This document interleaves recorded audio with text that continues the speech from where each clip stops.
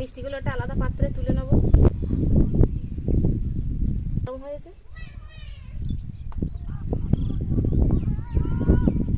নমস্কার বন্ধুরা, সুপ্রিয়া কিচেনে আবারও আপনাদের সবাইকে স্বাগত জানিয়ে আটা দিয়ে পাকা আমের গোলাপ জামুন রেসিপি নিয়ে আপনাদের সামনে চলে এসেছি। তো প্লিজ বন্ধুরা, আপনারা পুরো ভিডিওটা প্রথমের থেকে শেষ পর্যন্ত দেখবেন, আশা করছি আপনাদের ভালো লাগবে।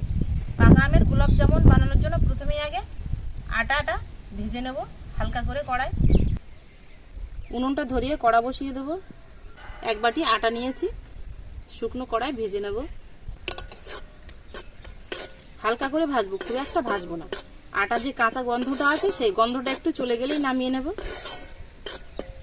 আটাটা একটু ভেজে নিলে কি হয়, মিষ্টিটা খেতে ভালো লাগে। খানিকক্ষণ আটাটা ভেজে নিয়েছি, এবার নামিয়ে নেব।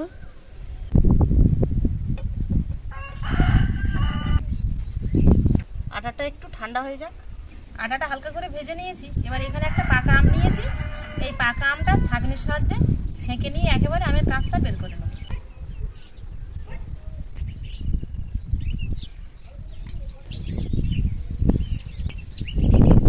ছাঁকনির উপরে রেখে এইভাবে ডলা দিলে একেবারে ছাঁকাও হয়ে যাবে আর নোদাটাও নিচে পড়ে যাবে।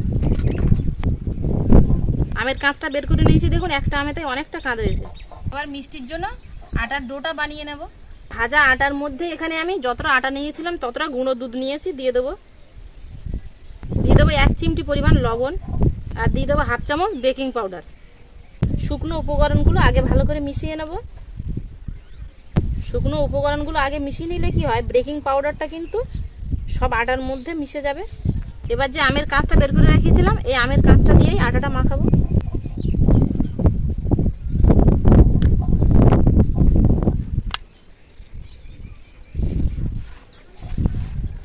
একসঙ্গে পুরোটা দেবো না, অল্প করেই দেবো প্রথমে, তাই পুরোটা লাগবে না। দেখুন হয়ে গেল।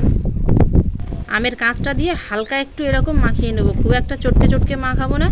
যে কোনো মিষ্টি বানানোর সময় হালকা একটু এরকম মাখিয়ে নিলেই তবেই মিষ্টিটা পারফেক্ট হবে, আর এরকম নরম রাখতে হবে। একটা আমের কাঁদি পুরোটাই লেগে গেছে, ঠিক এরকম নরম করে মাখিয়ে নিয়েছি।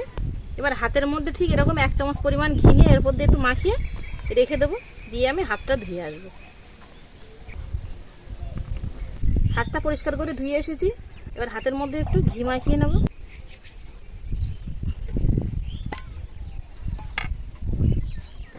এবার ডোয়ের থেকে অল্প অল্প করে কেটে নিয়ে হাতের মধ্যে রেখে এভাবে একটু গোল শেপ দিয়ে নেব। ঠিক দেখুন একদম এরকম গোলাপ জামুন মিষ্টির মতো এরকম গোল করে নিয়েছি।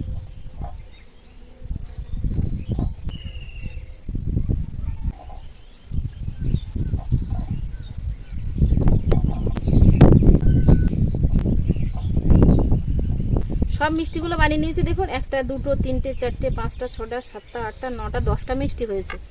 মিষ্টিগুলো সব বানিয়ে নিয়েছি। চাপা দিয়ে রেখে দিয়ে প্রথমেই আগে চিনির শিরাটা বানিয়ে নেবো মিষ্টির জন্য। যে বাটির মাপ করে আমি আটা নিয়েছিলাম সেই বাটির মাপ করেই 1 বাটি চিনি নিয়েছি, দিয়ে দেবো। 1 বাটি চিনি, 2 বাটি জল দেব। এর মধ্যেই 3টে এলাচের মুখ ফাটিয়ে দিয়ে দেবো। চিনি শিরাটা কিন্তু অনেকক্ষণ ধরে ফুটছে, বেশ অনেকটা কমে গেছে ফুটি ফুটি। আর দেখুন হাতে নিচ্ছি, হাতের মধ্যে একটা হালকা চিটচিটে ভাব চলে এসছে। আর শিরাটা একটু গাঢ় হয়ে গেলে এইভাবে নামিয়ে নিলে মিষ্টিটা খেতে ভালো লাগে। চিনি শিরাটা হয়ে গেছে, নামিয়ে নেব।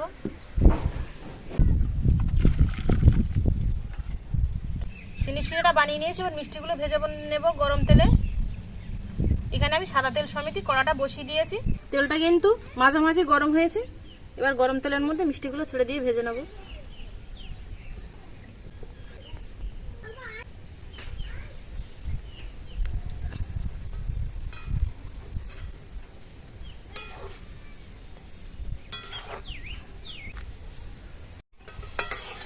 মিষ্টিগুলো সব দেখুন ঠিক এরকম লাল করে ভেজে নিয়েছি। মিষ্টিগুলো ভাজা হয়ে গেছে, এবার তুলে নেব। মিষ্টিগুলো তুলে নিয়েই একদম এরকম গরম শিরার মধ্যে দিয়ে দেবো। শিরার মধ্যে এভাবে একটু নাড়াচাড়া দিয়ে নেব, সব সাইডে রসগুলো যাতে এভাবে একটু লেগে যায়। আমি মিষ্টিটা প্রায় আধ ঘন্টা থেকে 1 ঘন্টা চিনির রসে বুড়িয়ে রেখেছিলাম। তো আপনারা যদি চান তাহলে কিন্তু এই মিষ্টিটা সারা রাতও চিনির রসে বুড়িয়ে রাখতে পারেন। যদি সকালে বানান তাহলে সারাদিন রাখবেন, আর যদি বিকালে বানান তাহলে সারা সন্ধে রেখে দেবেন।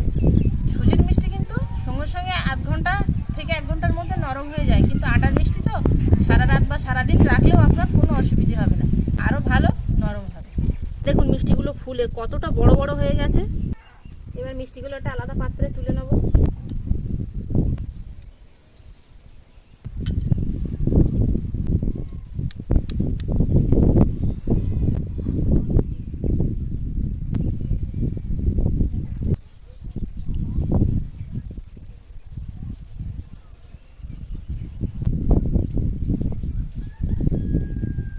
মিষ্টিটা দেখুন কতটা নরম হয়েছে। একটা মিষ্টি আপনাদের কেটে দেখাচ্ছি যে মিষ্টিটা কতটা সুন্দর হয়েছে আর কতটা নরম হয়েছে।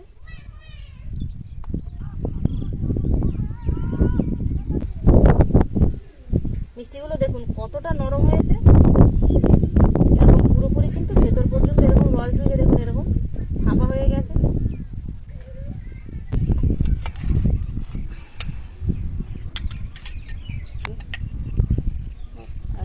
মিষ্টি বানিয়ে মাকে ডেকেছি, মাকে দেবো খেতে। মা খেয়ে বলবে আটা দিয়ে আমের মিষ্টি কেমন হয়েছে। আমি বড় চামচ দিয়ে খাবো।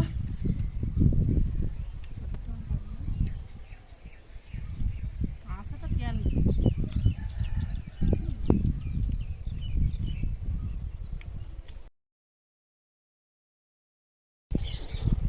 না, মিষ্টিটা খুব ভালো হয়েছে। দোকানে কিনে খাই যেরকম না, তার চেয়ে ভালো হয়েছে। আর পাকা আমের বেশ আম গন্ধ বেরোচ্ছে।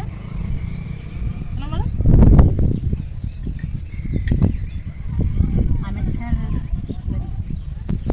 মিষ্টি থেকে আটা দিয়েছে কিনা সেটা কিছু বোঝা যাচ্ছে। আম সেন্ট বেরিয়েছে, বেশ খাতে সুন্দর লেগেছে।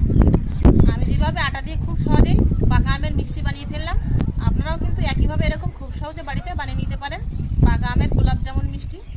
আর আমার এই মিষ্টি রেসিপিটা কেমন হলো অবশ্যই